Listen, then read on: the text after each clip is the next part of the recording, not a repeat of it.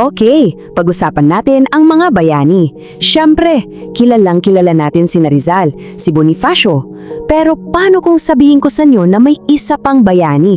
Isang leader mula sa Samar na ang mga aral sa pamumuno, grabe, hanggang ngayon, sobrang importante pa yan? Sa sino to? Teka, bago pa man magkaroon ng katipunan, ha? Taong 1649, isang leader ang literal na gumimbal sa buong kolonya ng Espanya. Ang pangalan niya, Agustin Sumuroy. Alam nyo, si Sumuroy, hindi lang siya basta isang rebelde na nababasa natin sa history books. Hindi! Ang kwento niya, para siyang isang masterclass sa leadership. Talagang puno ng mga aral na aminin man natin o hindi, kailangan nating lahat ngayon. Okay, para maintindihan natin kung bakit siya nag-alsa, kailangan nating balikan yung konsepto ng poloy serbisyo. Ano ba to? Well, ito yung sapilitang paggawa na pinatupad ng mga Espanyol. At ito mismo yung naging spark, yung mitya na nagsindi sa buong rebelyon. So, simulan natin sa unang haligi. Prinsipyo bago ang sarili. Kasi dito talaga nagsimula ang lahat sa isang napakahirap pero napakahalagang desisyon. Isipin nyo to ha. Yung mga kalalakihan mula sa Samar biglang inutusan na pumunta sa Cavite. Ang layo nun para magtrabaho sa mga pagawaan ng barko. Ibig sabihin, hiwalay sa pamilya, hiwalay sa komunidad, walang kasiguraduhan. At dito, si Sumuroy napaharap sa isang mabigat na pagpili. Anong ginawa niya? Pinili niya yung mas mahirap na daan. Pwede siyang sumunod na lang, 'di ba, para safe. Pero hindi, pinili niyang lumaban. Kasi yun ang aral dito.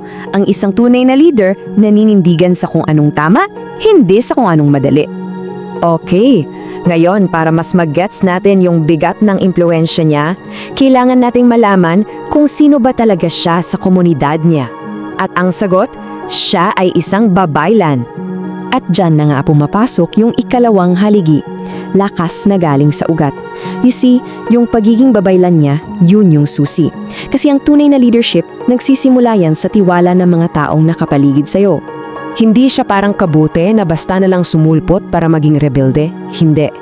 Yung kapangyarihan ni Sumuroy, nanggaling yan sa malalim niyang koneksyon sa mga kababayan niya. Respetado na siya, may boses na siya, bago pa man pumutok ang pag-aalsa. So, anong aral dito? Simple lang, hindi mo kailangan ng magapaglarong titulo para mamuno.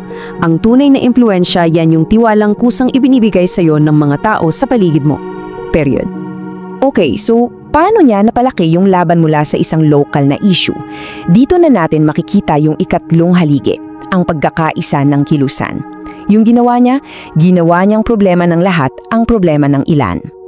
Grabe! Yung apoy na sinindihan niya sa Samar, kumalat na parang wildfire, umabot sa Leyte, Cebu, Masbate, hanggang Zamboanga. Ipinapakita nito yung pambihirang galing niya na i-inspire yung ibang mga tao na may parehong pinagdadaanan. Kita nyo? Hindi niya sinolo yung laban at yan yung aral. Ang tunay na tagumpay ay hindi lang sa pakikipaglaban kundi sa kakayahang pag-isahin ang iba't ibang tao sa ilalim ng isang shared vision. Punta naman tayo sa ikaapat na haligi, likas na stratehiya. Dito natin makikita yung diskarte at talino ni Sumuroy bilang isang tactician. Tingnan nyo yung agwat. Sa isang banda, yung mga Espanyol may kanyon, may muskets, may baluti, kumpleto sa gamit. Pero si Sumuroy, anong panlaban niya? Yun yung kaalaman niya sa terrain, yung suporta ng komunidad at yung galing sa surprise attacks. Hindi niya sinubukan tapatan ng lakas nila. Ginamit niya kung saang siya magaling. At yan ang aral. Ang isang magaling na leader, adaptable yan. Marunong makipagbagay. Ginagamit niya lahat ng advantage na meron siya, lalo na yung mga bagay na binabaliwala ng kalaban. At dadako na tayo sa huli at marahil pinakamabigat na haligi, ang bigat ng pamana. Well, hindi fairy tale ang kwentong to. Sa huli, natalo ang rebelyon. Si Sumuroy, nahuli at pinatay.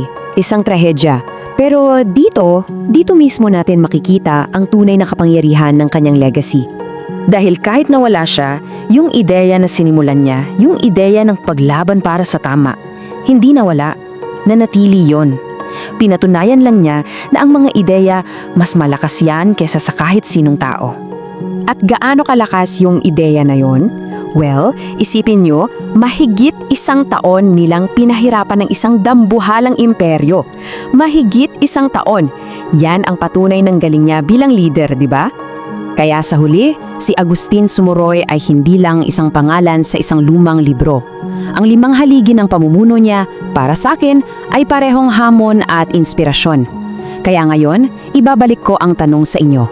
Sa mga haliging to, alin ang pinakatumatak sa'yo? At sa buhay mo, anong haligi ang handa mong itayo? Kung nagustuhan mo ang kwentong ito, huwag kalimutang i-like ang video, mag-subscribe at i-on ang notification bell para sa iba pang alamat at kwentong bayan. I-share mo rin ito para mas marami pang Pilipino ang makaalala ng kagandahan ng ating mga kwento.